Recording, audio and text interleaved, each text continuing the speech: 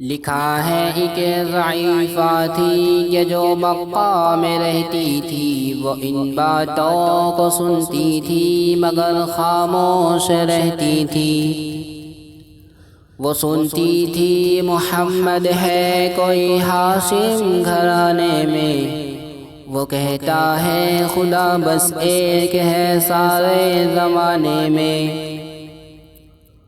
وہ سنتی تھی حبل کی لات کی تذلیل کرتا ہے، وہ اپنے حق کے فرمانے کی وہ تعمیل کرتا ہے۔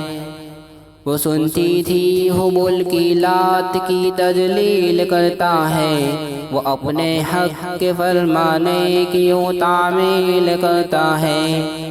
وہ سنتی تھی جو اس کے ساتھ ہے وہ ہے غلام اس کا، مسلمان ہو ہی جاتا ہے جو سنتا ہے کلام اس کا۔